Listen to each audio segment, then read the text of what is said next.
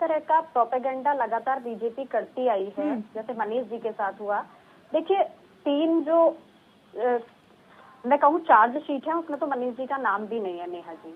और लगातार उनकी जो बेल एप्लीकेशन को भी रद्द किया जा रहा है कि फोन एविडेंस को उन्होंने छुपाया है, फोन एविडेंस को उन्होंने छिपाया है, केवल इस बात पर। और देखिए, आज माननीय अरविंद केजरीवाल जी को जिस तरह से बुलाया गया है, तो भाई जब आदेश ऊपर से आ जाएगा बीजेपी का कि अरेस्ट करना है, तो ईडी क्या कर सकती है? बिल्कुल अरेस्ट करेगी। और ये कहते हैं ये कैसे तय होगा कि भारतीय जनता पार्टी ने ये ऑर्डर दे दिया है कि जी अरेस्ट करना है? नेहा जी बिल्कुल। आप देखिए, एक बात पर गौर कीजिए, जो ईडी के डायरेक्टर हैं उनका लगातार 3 बार एक्सटेंशन किया जाता है।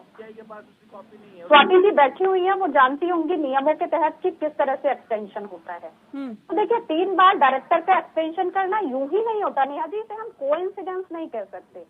तो 2 साल का टाइम पीरियड होता है, उसमें भी 3 बार इनका एक्सटेंशन कर दिया गया। तो आप इसे क्या कहेंगी कि ईडी क्या बीजेपी के इशारे पर नहीं चल रही?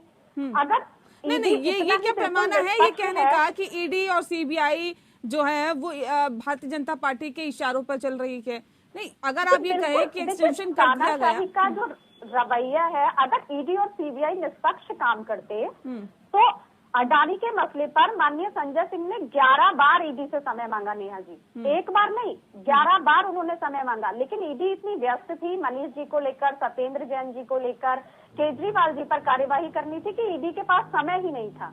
और सोचिए, 11 बार समय मांगने के बाद बमुश्किल आखिरकार समय मिला, और फिर हमने जो है अडानी जी के खिलाफ याचिका ईडी में दायर की कि भाई इस भ्रष्टाचार की भी जांच होनी चाहिए। ये एक बड़ा आरोप। इस तरह का प्रोपेगेंडा लगातार बीजेपी करती आई है, जैसे मनीष जी के साथ हुआ।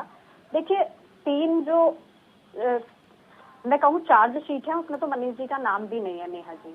और लगातार उनकी जो बेल एप्लीकेशन को भी रद्द किया जा रहा है कि फोन एविडेंस को उन्होंने छुपाया है, फोन एविडेंस को उन्होंने छिपाया है, केवल इस बात पर। और देखिए, आज माननीय अरविंद केजरीवाल जी को जिस तरह से बुलाया गया है, तो भाई जब आदेश ऊपर से आ जाएगा बीजेपी का कि अरेस्ट करना है, तो ईडी क्या कर सकती है? बिल्कुल अरेस्ट करेगी।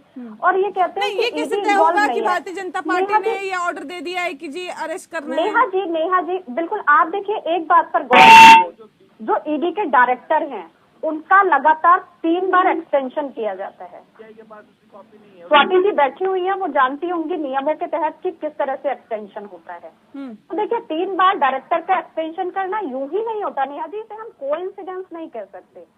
तो 2 साल का टाइम पीरियड होता है, उसमें भी 3 बार इनका एक्सटेंशन कर दिया गया। तो आप इसे क्या कहेंगी कि ईडी क्या बीजेपी के इशारे पर नहीं चल रही? अगर नहीं, ये क्या पैमाना है ये कहने का कि ईडी और सीबीआई जो है वो भारतीय जनता पार्टी के इशारों पर चल रही है? नहीं, अगर आप ये कहें कि एक्सटेंशन कर दिया गया, का जो रवैया है, अगर ईडी और सीबीआई निष्पक्ष काम करते तो अडानी के मसले पर माननीय संजय सिंह ने 11 बार ईडी से समय मांगा नेहा जी। एक बार नहीं, 11 बार उन्होंने समय मांगा, लेकिन ईडी इतनी व्यस्त थी मनीष जी को लेकर, सत्येंद्र जैन जी को लेकर, केजरीवाल जी पर कार्यवाही करनी थी कि ईडी के पास समय ही नहीं था। और सोचिए, 11 बार समय मांगने के बाद बमुश्किल आखिरकार समय मिला, और फिर हमने जो है अडानी जी के खिलाफ याचिका ईडी में दायर की कि भाई इस भ्रष्टाचार की भी जांच होनी चाहिए। ये एक बड़ा आरोप।